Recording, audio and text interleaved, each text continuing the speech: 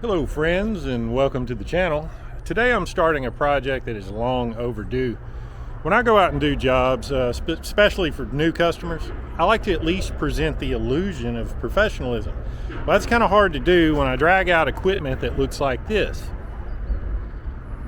Now this is what I call the dinosaur. It's my crude oil tanker that I use on oil leases, and as you can see, what once was a nice red tank is faded to what I would call a pinkish hue, and that's unacceptable.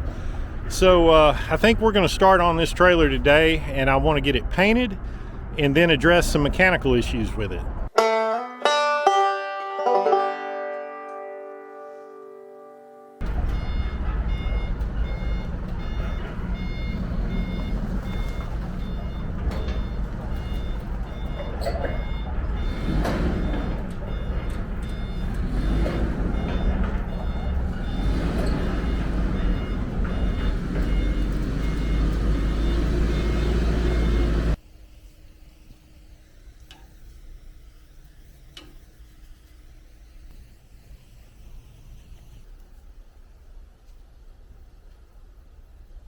Well, I got it steam cleaned, but I didn't get it recorded. I guess I got fat fingers. I pushed the button, but it didn't record. I'm doing the best I can. I'm a one-man show, but you didn't miss much. I'm sure you've seen people wash stuff before, so. Well, I think we're headed in the right direction.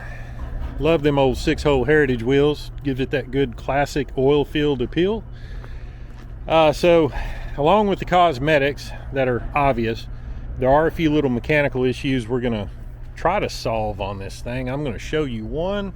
If it'll come across on this camera, you can see that thing leaning over on this side, and that's for a couple reasons. One, that rear bumper is a little bit tweaked, but another reason is I have got a collapsed leaf spring right here, so that's something we're fixing to have to address. It's just thoroughly exaggerated when the tanker is loaded. And I found something else interesting over here. Ooh, look at that. And that's another thing that's exaggerated when it's loaded. So that's ready to leave me stranded. So we're going to do something about that. So right now I'm going to try to get it jacked up and get the lug nuts loosened, and so I can easily pull the wheels off after I get it off the ground. And we'll dig into this thing.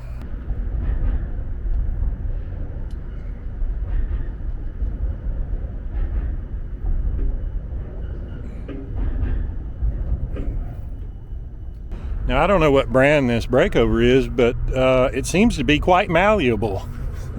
Now, I saw you laughing at me because you thought that I'm turning the lug nuts the wrong direction. Well, once you recover from your side-splitting laughter, you might want to know that on a lot of these older style wheels, the lug nuts on the driver's side are actually left-hand threads. So I just have to get a bigger wrench or something a little bit stronger. All right, so this is all I found that I have that'll do it. The tire shop put these on with a 1-inch impact. That's a little overkill for the size of stud on here. I knew I'd have no chance of doing this on the side of the road. Thank goodness it didn't blow out. But I put this 1.5 inches on here, and I've got what I believe to be an 8-pound sledge.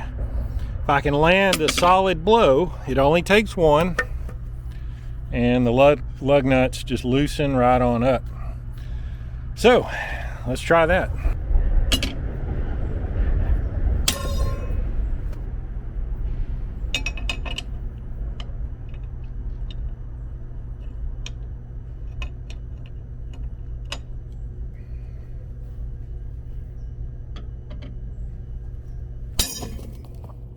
Well, it worked on a couple of them, but then my Pittsburgh, it took a dump on me. Look at that. Man, don't try this at home, by the way. This is a violation of all safety norms you could ever imagine. But I got a 3/4 inch drive impact. It's electric. I don't remember how strong it is. I think it's like a Milwaukee or yeah, it's a Milwaukee. Oh, it says heavy duty, so it must be. Let's try that. Well, boys, it's gotten dark on me, but I did manage to get all of the lug nuts loose. the impact wouldn't even phase it. So I decided to go back with what works, and I found a better wrench and a bigger hammer. The wrench was super high quality. I think it was German. It was like Gooseneck or something. But anyway, it worked really good. So one swift lick on each lug popped them loose. No more of that wrench flying off every time you hit it, because it fit better. Whoever put this side on knew what they were doing. Those were super easy. It was the side the tire shop had messed with that was such a travesty. So now I'm going to wrap it up for tonight, because obviously you can't see anything. But before I do, I want to get this thing up on jack stands. So I'm going to bring the lift around, try not to get stuck, and raise the back end up, get my jack stands under there. And I'm going to do this in a manner that requires the least amount of sketch as possible, so we're totally safe. So naturally, I went to Harbor Freight to get my jack stands, so we know they're totally not man killers. So let's get this done so we can wrap it up for the night.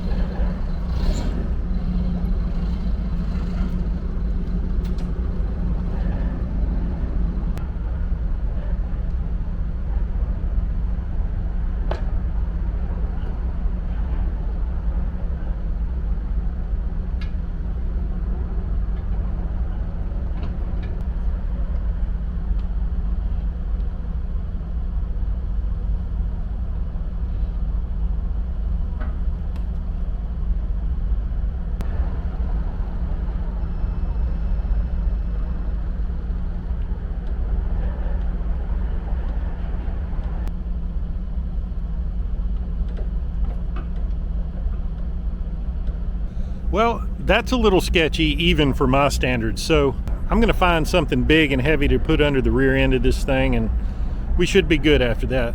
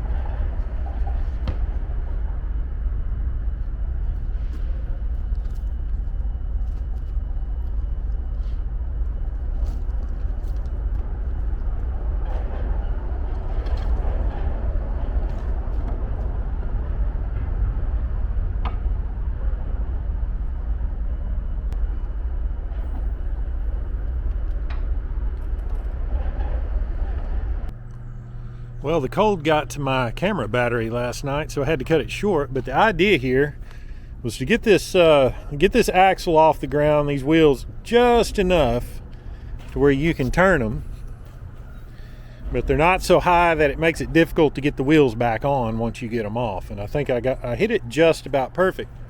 Now, I'm not a big rule follower, but the jack stand setup was a little bit more sketchy than I wanted to deal with, so for once it paid to have some junk laying around the yard. I just wheeled these over here and worked out very well. It's very stable, and now my back feels kind of like that wrench, good and tight. Don't ever let anybody tell you you're too old, because I am too old for this, but somebody has to do it.